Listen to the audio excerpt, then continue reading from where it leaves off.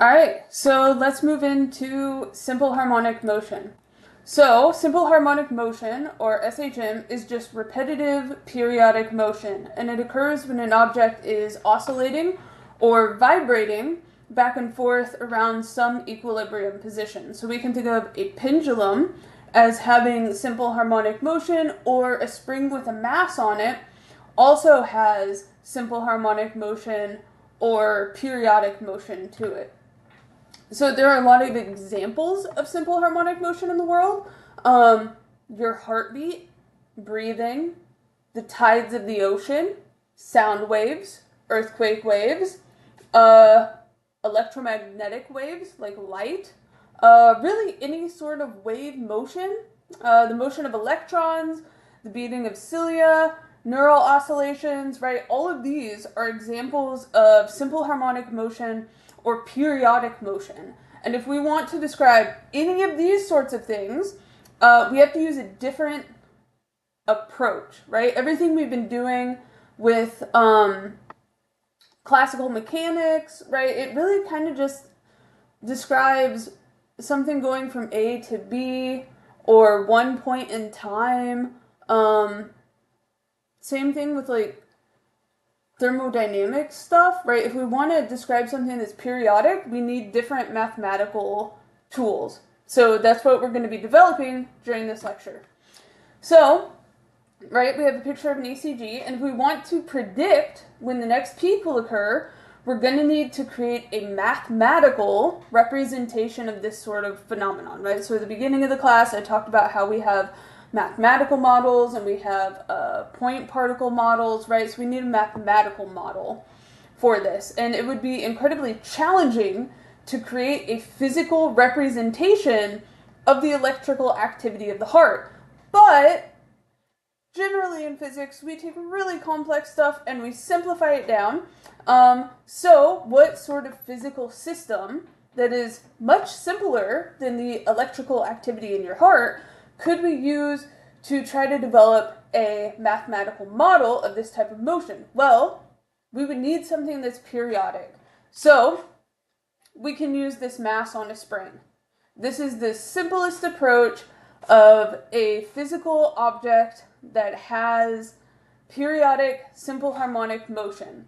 So this is going to be our foundation for creating a mathematical representation of oscillatory motion. Seems pretty simple, hopefully, and we already know Hooke's law. So, simple harmonic motion of a spring occurs when the net force along the direction of motion obeys Hooke's law. Right, Hooke's law, we have a restorative force. The vector of our restoring force is opposite the direction of the displacement of this object, and it's going to oscillate back and forth around its equilibrium position.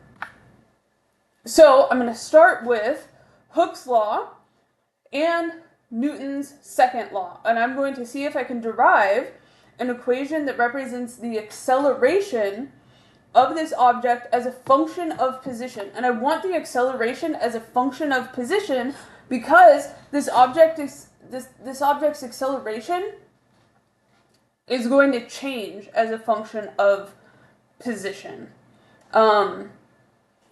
So I'll set them equal to each other, and I'll just say that Hooke's law is equal to mass times acceleration. Rearrange this for acceleration, and I have the acceleration of this object moving in simple harmonic motion as a function of position. And I know it's a function of position because K is our spring constant. It's a constant value. The mass is not changing throughout this process, but my x position is changing. So my acceleration is directly going to be a function of the position. So when will this object have its max acceleration? When our displacement is at its maximum. And that makes sense, right? Because force is equal to mass times acceleration. A spring is going to have its greatest force whenever it is fully compressed or fully stretched out. And we call this maximum displacement the amplitude. We can also use our conservation of energy to find the velocity as a function of position. So I'm going to set up a conservation of energy for just a mass spring, no gravity involved, right? So if I have this thing fully displaced, I have maximum amplitude, maximum displacement, my initial potential energy due to the spring is going to be 1/2 k x max squared, or amplitude squared, and it'll be equal to 1/2 mv squared plus 1/2 kx squared. I don't have this object fully at equilibrium, and I don't have this object with the spring fully compressed. I have this object at some undetermined location, right? Because I want to find its velocity. So I can solve this for the velocity, and I get that my velocity as a function of position is going to be equal to plus or minus the square root of the spring constant divided by mass times the amplitude squared. Remember, amplitude is our maximum displacement, minus x. So x, again, is my only thing that can change, so my velocity is going to be a function of position, meaning that I can pick any position here as an x position, plug it in, and find the velocity of the object at that location. So when is our maximum velocity going to occur? Our maximum velocity is going to occur whenever our spring block reaches equilibrium, or when x is equal to 0. I have a note that says, this is correct, Elise, don't second guess yourself, because students have made me second guess myself before, and I'll spend 10 minutes going through this. 100%, this is correct. When will all maximum velocity occur? It will occur when x is equal to 0. And this makes sense, right? Because if we displace this object fully and we let it go, it is going to be increasing velocity, right? Because that force is going to be pulling it towards the equilibrium. It's going to be increasing its velocity, and then once we cross that equilibrium position, our spring is going to be pushing against the block. Our force is going to be pushing towards equilibrium. This object is going to start slowing down. So our maximum velocity occurs whenever we are crossing or at that equilibrium point. So amplitude has units of meters, and it's just our maximum displacement from equilibrium. We are going to talk about something called the period, right? And our period is capital letter T. That's not temperature, that's period. We are in a different type of physics. And it has units of seconds, and that's going to be the time to complete one full cycle. We're also going to have a frequency, or 1 over our seconds. This is going to be in units of hertz, and it's basically just how many cycles occur of this oscillation per second. And then we're also going to have our angular frequency, omega. So I need to derive equations for all of these. So I want to look at simple harmonic motion, right, that spring oscillating back and forth, versus uniform circular motion, right, our object moving in a circle with a constant acceleration. So here I have a visualization of a spring, a mass on a spring, and it's moving up and down, right? It's oscillating back and forth. Here I have an object in uniform circular motion, right? It's moving around this circle. And what we notice is, if we just look at the y position as a function of time, these trace out exactly the same path in the y direction. And what it's tracing out here is going to be a cosine wave, right?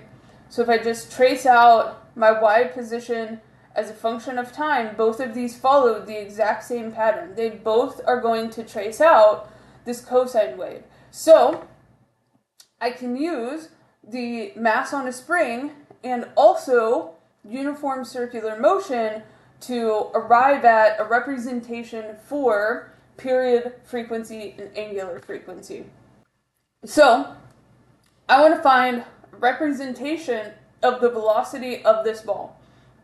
So we have a figure here that has our velocity drawn out, our amplitude, which is just going to be the radius, right? Amplitude is maximum displacement. This ball's displacement is directly due to the radius, right? Displacement from equilibrium. So our radius is our amplitude.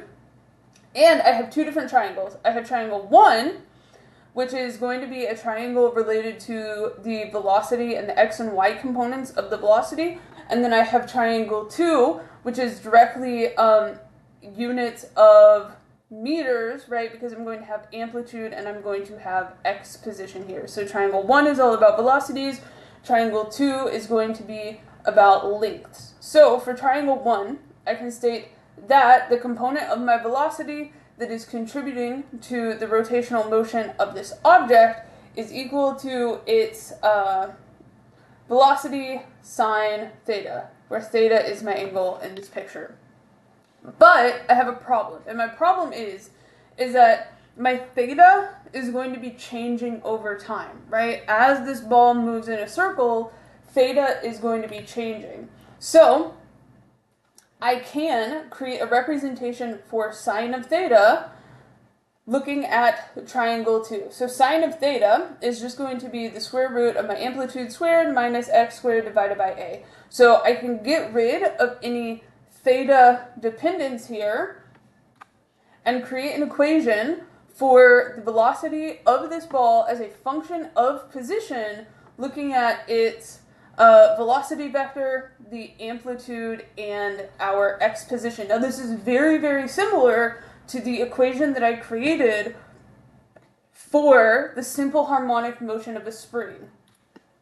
Right? For a spring, we had that our velocity as a function of position was the square root of the spring constant divided by the mass times the square root of the amplitude squared minus x squared. For uniform circular motion, it's almost exactly the same, except for now I have the velocity of my object divided by the amplitude. So, because these trace out exactly the same motion, I can state that the right side of each equation is equal to each other, meaning that my square root of amplitude squared minus x squared cancels out, and I can state that the square root of my spring constant divided by my mass is equal to the velocity divided by the amplitude. I'm just doing algebra here, doing manipulations. So, how long will it take for uniform circular motion to go through one revolution or one cycle? Well, I know that it needs to go through this distance of 2 pi r, right? That's going to be the circumference of my circle. And I know that speed in this situation is my total distance traveled divided by time. So my time is equal to the distance traveled divided by the magnitude of my velocity or my speed. Since my distance is 2 pi r, the time it takes is going to be 2 pi r divided by v. So if r is my radius, right, then because I have maximum displacement, my r is just amplitude, and my v is going to be that velocity of the ball. So I can state that the total time it takes, or the period of this motion, is 2 pi times the amplitude divided by the velocity of the ball. And this is specifically for uniform circular motion. But what I'm most interested in is my spring. I'm not so much interested in the uniform circular motion. This is more of just a tool we can use to get there. I'm most interested in the motion of the spring. So, right, on our last slide, we stated that the square root of k over m is equal to v naught divided by a.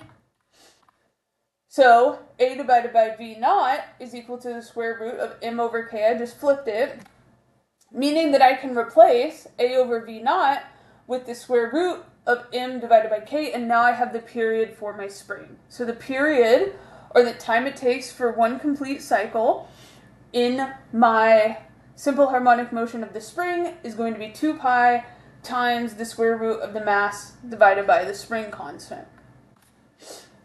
So what if I want to find the frequency, right? What if I want to figure out how many cycles are occurring each second? Well, thankfully there's a very beautiful relationship between frequency and period. So frequency is the inverse of period, or period is the inverse of frequency, so I just take the whole thing and I flip it. So my frequency is 1 divided by 2 pi times the square root of k over n. What about the angular frequency, right? Frequency is number of cycles per second. Angular frequency is number of radians per second, and these are different values. Well, there's a relationship that states that my angular frequency is just 2 pi times the frequency. I add on an angular component of 2 pi, or I guess I multiply on an angular component of 2 pi to my frequency, and I get the angular frequency. So my angular frequency is just going to be that square root of k divided by m. So amplitude is our maximum displacement from equilibrium. Period, how long it takes to complete one full cycle. Frequency is how many cycles per second. And angular frequency is how fast something cycles, but in radians per second. Now I got a representation of my velocity and my acceleration as functions of position. But when we're thinking about something that happens periodically, at regular intervals, we're less interested in a function of position and we're more interested in a function of time, right? Because it's repeating itself over and over in time. So we need to change all of our equations to functions of time. So that's what I'm saying here. The two equations we looked at were functions of position, but most oscillatory motion is a function of time. We want to describe it as a function of time. So whenever we're describing something as a function of time, we are looking at it generally mathematically as a cosine or a sine wave. Just as a reminder, cosine starts at the middle of the peak. Sine starts at the origin. You will need to be able to identify the difference between a cosine wave and a sine wave. So, this is another one of those things where it's not worth it to derive it algebraically, because physics is based in calculus. Like, the calculus is really beautiful, and things just fall out here. We can do it algebraically. I found the other stuff to be worthwhile to do algebraically. I don't think that this is. I consider the algebra approach to these to be a mess. So, I'm just giving them to you. So, if we start with a cosine wave, my position as a function of time is equal to the amplitude cosine of omega times t, right? Omega t goes inside the cosine. The velocity is equal to negative omega a sine omega t. Acceleration, negative omega squared a cosine omega t. These are derivatives of each other. If you've taken calculus, we're just taking the derivative with respect to time. If I start with a sine wave, we have these equations. They will be provided for you. So, these are just derivations of each other. Velocity is the derivative of position over time. Acceleration is velocity over time, etc. So, pendulums. Pendulums, I mentioned, also have a periodic motion to them. And so what's interesting, right, is if I was to take, like, this spring and I was to put, like, a pin on the side of it and have paper rolling along the edge, as it moves up and down, it's going to trace out this sine wave on a paper. Well, a pendulum would do exactly the same thing, right? If there's a paper moving underneath of it and there's a red pin on the bottom of the pendulum, as it moves back and forth, it's going to trace out this sine wave over time. So, how do we get the equations of motion for the pendulum? Well, we want to find the restoring force of the pendulum, right? For the spring, our restoring force was negative kx. For the pendulum, it is going to be this mg sine of theta. Why? Because that's the only force that is in the direction of motion of this object. So, by force is equal to negative, because it's restorative, mg sine of theta. And one trick that occurs here is that we use something called a small angle formula. So we can assume that if the angle of motion is very, very small, then sine of theta is just going to be the arc length divided by the length of my pendulum. So, my force with this small angle formula is going to be equal to negative mg over L times the arc length. So I could actually set this equal to the force of a spring, right? Solve this, simplify things a little bit, and I get that gravity divided by length is equal to my spring constant divided by mass. Now, what this does to my equations is actually really interesting, in my opinion, right? So for a spring, we have our period, our frequency, and our angular frequency. So for a pendulum, the period of my pendulum is only dependent upon the length of the string and gravity on Earth, right? Or gravitational constant. So that means that the mass of that bob on the end of the pendulum does not play any role in the period, the frequency, or the angular frequency of this pendulum's motion. So it could be a mass of 1 kilogram, or it could be a mass of 100 kilograms, and as long as the length of my pendulum is the same, my period, frequency, and angular frequency will remain the same. So the next thing that we're going to talk about is we're going to talk about what happens whenever we attach a pendulum to a spring, or we attach a spring between two pendulums, or we cause our spring to be a pendulum. We're not going to do that. That's like, I think I had to do something like this in my 300 level physics class. We're not doing this, but I thought it was funny. Okay, the last thing to talk about is actually something called a physical pendulum. So that would be not like whenever we have a simple pendulum, which is like a string with a bob on it, but instead like when you have an object, like an extended object, and it has periodic motion to it. I'll give an example of it in class. For a physical pendulum, like an extended object, we need to consider the motion of the object's center of mass.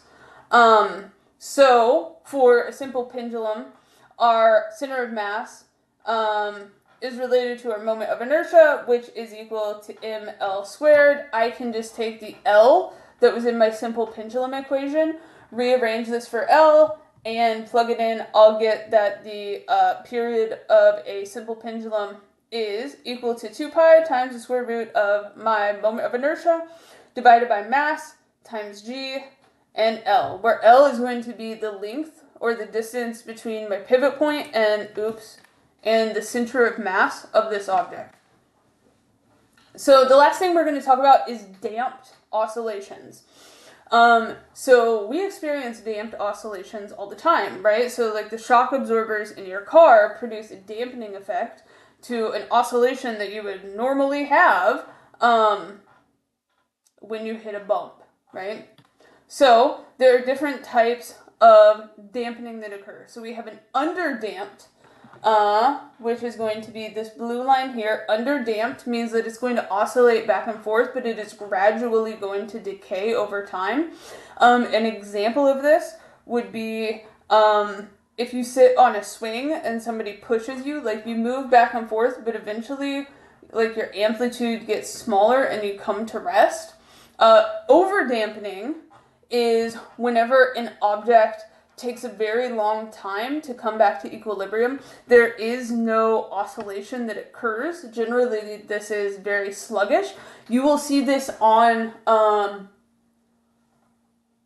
doors that have like the, I don't know what to call it, a dampening mechanism. I don't actually know what they're called, but you know whenever you like push a door open and then it slowly closes so that it doesn't like slam like at stores and stuff like that? Those are overdamped. Critical dampening is something like the shock absorbers in your vehicle, where you return back to your original position as quickly as possible without oscillating. So one example that I think is really fun is to think about what would happen to our car if we had over dampening, under dampening, and critical dampening. So here we have masses attached to springs. The one on the left is underdamped, the one in the middle is critically damped, and the one on the right is overdamped. So if the shock absorbers in our car were underdamped, every time we hit a bump, we would just kind of like bounce up and down like a cartoon and slowly come to equilibrium after a little bit of time, right? Everybody would be bouncing down the road.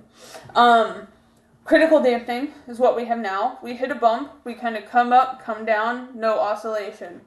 If we had an overdamped shock absorbers in our car would be lifted and slowly come back down to its normal height over time. So, underdamped, critically damped, overdamped.